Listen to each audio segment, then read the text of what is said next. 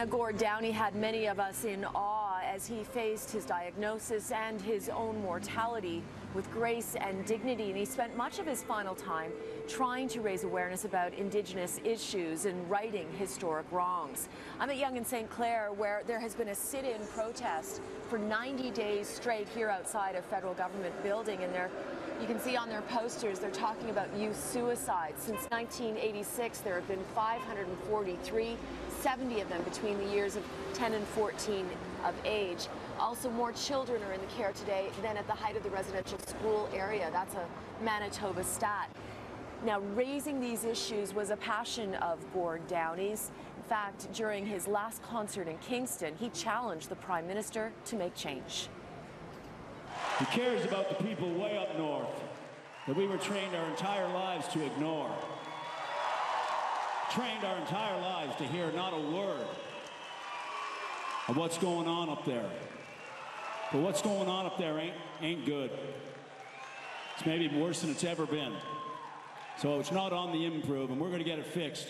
But we got the guy to do it, to start, to help.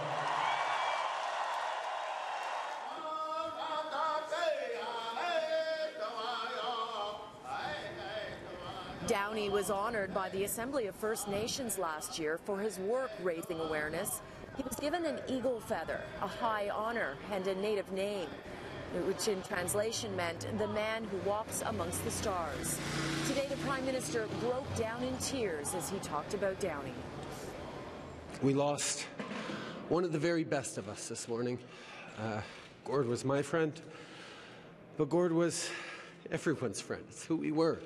Our buddy Gord, who loved this country with everything he had, and not just loved it in a nebulous, oh, I love Canada way. He loved every hidden corner, every story, every aspect of this country that he celebrated his whole life.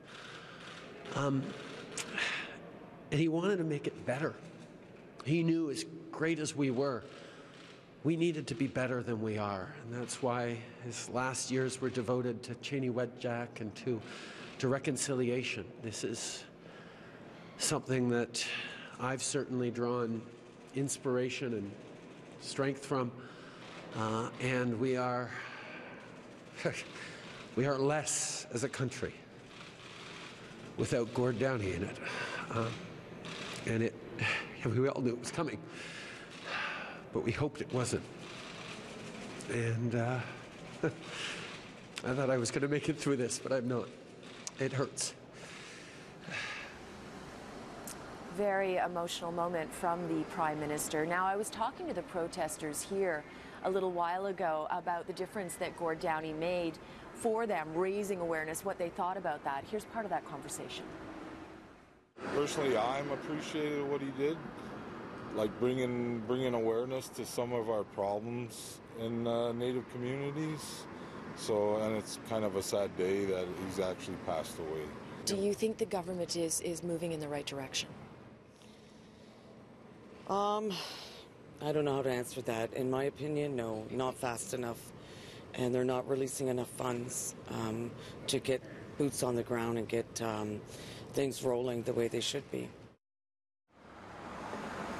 And just what has the Trudeau government accomplished for Indigenous people? Well, more on that now from a political strategist.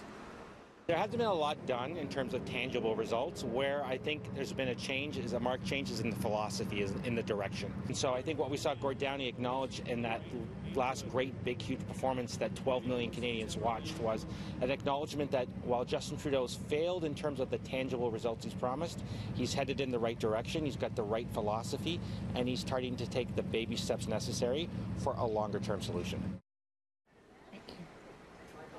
Now, again, the protesters have been here for 90 days straight. They tell me tonight that they plan on staying at least until December, when they will be planning a march and a forum to discuss the issues.